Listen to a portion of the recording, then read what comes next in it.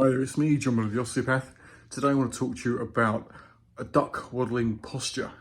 We see this with people, especially ladies over a certain age, should we say, but it can happen to the younger people as well. It's down to weak abdominal muscles, which causes your back to arch and you stick your bottom out. You think you're using your bottom, but you're not using your back instead of your bottom to move. Something like this. If I put this down here, let's see that, hopefully without dropping over. What happens first of all is the abdominals fail, so the pelvis tilts forward. The back arches here, and then you tend to find yourself, because it's painful here, you tend to find yourself leaning forward slightly. And then you start walking like this, and the bottom kind of moves from side to side. One of the biggest problems is we're not seeing the full extension of the hip, so that therefore the glutes don't actually work. They may look okay, and because of the angle, it looks like they're firing off, but they're not. And so you actually start to use your hamstrings to do the movement, which puts your hamstrings at a risk of damage. And of course, the hip flexors, the ones deep inside the groin here, they tighten, exaggerate, and pull you forward even further. And that puts extra compression on the back and just compounding the problem, make it worse and worse and worse. Now, a lot of you may find it difficult laying down to exercise. So let's just start this, this class today with an exercise that you can do at home, just in a standing position. So if I stand side on again, as you can see, the problem is the pelvis is doing this, and the tummy's doing this. So we've got to address this first by sucking your tummy in. And then we're going to try and tilt the pelvis underneath us. Just a pelvic tilt. So a bit of an exaggeration, as you can see. I'm pushing the hips forward and sucking the tummy in. So just creating a hollow here. Now, if you were standing, if you're laying down on your back, you call it imprinting, but I don't really want to do too much of that because you can over-exaggerate that. So we're just going to use the abs here to control it. So think about a straight posture from, try not to hit the furniture above you. Think about a cord that goes sitting here, pulling to the ceiling, so lengthen your spine first, and then tucking that tummy in and squeezing your bottoms. Just hold that position there. And in Pilates, what we do is we stand here like so, we tilt a few times. So we tilt forwards and back, forwards and back, forwards and back, forwards and back. And then what we then do is we start to reduce the range of motion bit by bit, because it could be painful, so you're going to have to reduce it anyway. And you want to find a midpoint. So you're doing less and less, but you're encouraging this to be coming a bit further than you were to begin with. Ideally, do about 10 to 20 of these just to get a feel of engaging these lower abdominal muscles. And remember, the whole time you're doing it, not just tilting, you're actually thinking about sucking your belly button towards your back as you tilt back and forth. Now you can do this as an exercise on its own and nothing else. If you've got time, spend about 2 minutes doing that, just really squeezing and pulling it underneath you. As you think about doing this, think about your bottom as well. Squeeze your bottom at the end of the range of motion. So really pushing the squeeze it nice and hard and firm as you bring it forward. Once you've found that nice neutral position, where you change the posture so slightly, just maintain the position. And then what we want to try and do is put another load in from above. We do that with our breathing. So think about our rib cage here, place our hands on your sides, keep this tummy sucked in tightly, and maintain that position with the pelvis tilted backwards a bit. Did I say backwards? Yeah, backwards, that's it. And breathe in deeply into your hands, and then breathe out. As you breathe out, suck your tummy in even further if you can. Really get some more tension in. You're not allowing your tummy to stick out as you breathe. The movement is from the side of your ribs. So your tummy muscles are sucking everything the whole time, even when you're breathing in, and especially when you're breathing out.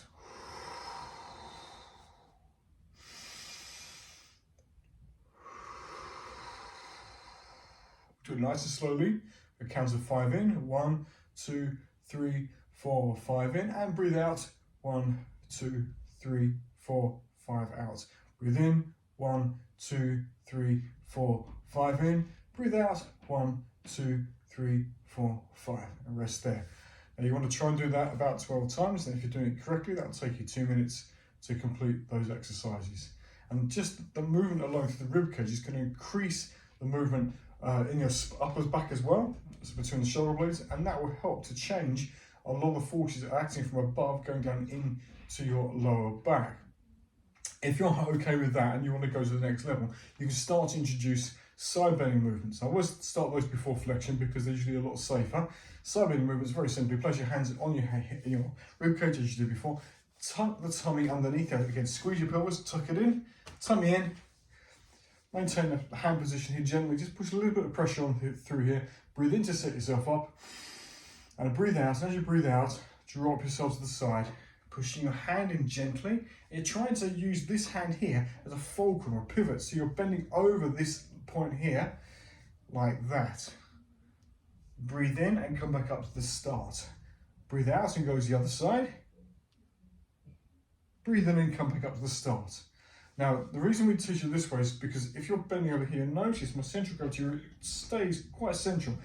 One thing we often find is that people who've got poor core controls, they lean like this.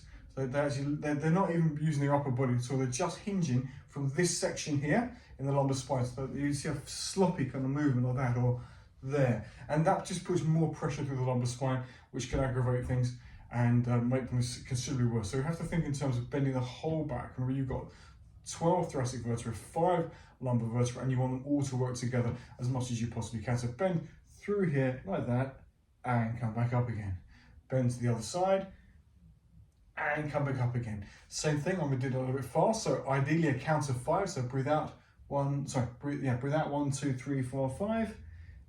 And breathe in 1, 2, 3, 4, 5. Breathe out 1, 2, 3, 4, 5. Breathe in 1, 2, 3, 4, 5. Like I said before, you want every exercise we do, we try to do for 12 breaths, which is 2 minutes. If you feel comfortable doing that, let's try something a bit more advanced. Let's try a forward bend. Okay. Now, when you're doing this, you're not bending so much at the hips like that. You're going to be trying to bend the spine as much as you can. Now, you might find that your spine doesn't want you to bend, so that you may not be able to do very much at all. But just try and see what you can do. This is a very good diagnostic tool to see what progress you're actually making when you've got a back problem. So stand side on as I am here, tuck the tummy in, squeeze your bottom, drop your chin to your chest, roll your hands in the front of your thighs. Remember, as you roll forwards, keep the tummy really tucked in. You may find this is as far as you can go, and that's fine. Just say, breathe in and come back up to the top. Squeeze the shoulder blades together and breathe out and roll all the way down. 1, 2, 3, 4, 5. Breathe in and come back up again. 1, 2, 3, 4, 5. Squeeze the shoulder blades together and breathe out. 1, 2, 3, 4, 5. Going further down as you go and breathe in. 1, 2, 3, 4, 5. I'm doing it for a count of 5. You may want to do it for slightly longer, simply because you're going a lot further down and you may need to do it under much more control. But you want to get to the point where you go all the way down, bit by bit by bit. You're going further with every single movement, and remember the whole time to keep your tummy tucked in tightly as you go down, and especially as you come back up again. When you get to the end, you might find you can touch the floor, and that's fantastic. Once you can do that without pain, you know you're making really good progress. So let's also think about the upper extremities. So a lot of people forget that the arms have a muscle here attaching called the lats. And the lat muscle here, its job is to pull things towards you, or pull either from above your head or in front of you. Now, this is a great muscle, very, very strong, very powerful muscle. It actually ties into the thoracolumbar fascia down in the lumbar spine, so it's very important. It can get tight, and when it gets tight, you find you can't lift your arm very high, so you're about here. And so what that will do is that will exaggerate the compression through the lumbar spine as well. So we need to make sure these are functioning as well. So one thing I try to get my clients to do is work on some simple arm raises. So we start off, again, same thing as before, hold the tummy in, tilt your pelvis underneath you, suck everything in here, breathe in to set yourself up, and breathe out. As you breathe out, lift the arm above your head. Get to that position there. And this is do it very gently, you're not forcing the arm up. I think it's as light as a feather. And then bring it all the way back down to the side, like so. And breathe out and lift the other arm up again. Reach up in the air and breathe in and lower back down again. Remember, gentle, light movement, okay? You're floating the arm up and you're floating the arm down. You're not forcing it at all. We want to try to keep the joints as happy as possible and not irritate anything. Because these are just little warm-ups. If you go hard straight away, even with the weight of your arms, you can do some damage. And if you can't go all the way to the top as I'm doing here, don't worry, just do what you can. You might find, you know, you can only go as far as here. That's all right. Just work within your pain-free range of motion. Again, same rep candidates, 5 seconds up, 5 seconds down. Remember, you're breathing out as you lift, you're breathing in as you lower. You breathe out as you lift, and you breathe in as you lower. Excellent. Now we're going to work a little bit further at the back. We've done forward flexion, we've done side bending movements, we haven't done any rotation. And this is a bit of a tricky one, rotation, because it's very easy for you to put too much pressure into your lower back. So you need to think very carefully. So we'll stand upwards, and you want to ideally turn the feet in slightly, okay? And that locks the pelvis a bit tighter. Suck the tummy in, squeeze your bottom, and get that rigidity through here. Now you want to try and make sure the pelvis doesn't move when you twist. This has to stay where it is. The temptation is to twist and just move it with you, but no, we're going to try and focus really from the upper body, from this section here, thoracic spine only. So take your hands, wrap them around your shoulders like so. Think in terms of lengthening your spine. Imagine that there's a cord going from your head to the ceiling. Suck that tummy in tightly. Breathe in to set yourself up. Breathe out and twist to the side. Breathe in and breathe out and turn further. Breathe in, breathe out and come back to the center. Now I think I was cheating a bit there, I was twisting my pelvis. Let's try that again without doing that. So breathe in to set yourself up. Breathe out and go to the side. Keeping the pelvis pointing forward. Breathe in and breathe out and twist further. A lot to remember when you're doing this. And breathe in and breathe out and back to the start again. That's good. Let's do it again on the other side. Breathe in to set yourself up. Keep the tummy really tight, squeeze your bottom. Breathe out and go to the other side. Breathe in.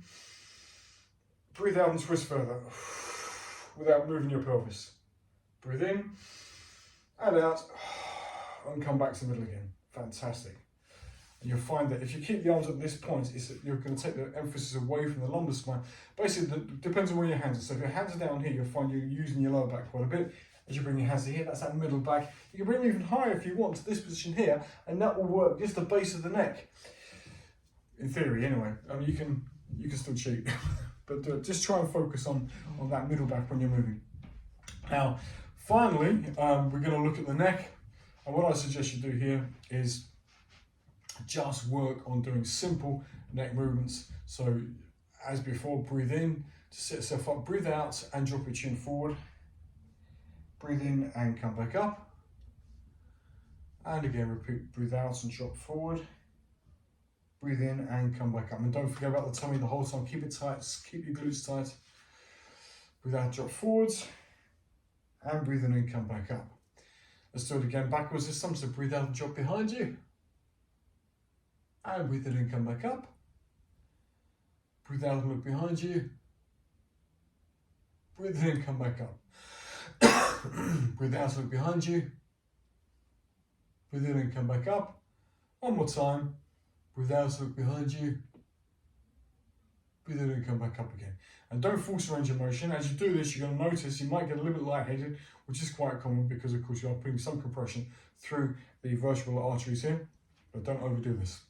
Once you've done that, look to the side. So breathe out and go to the side. Breathe in and come back to the middle again. Breathe out and go to the other side. Breathe in and come back to the middle again. Breathe out and go to the side. Breathe in and come back to the middle. Breathe out and go to the side.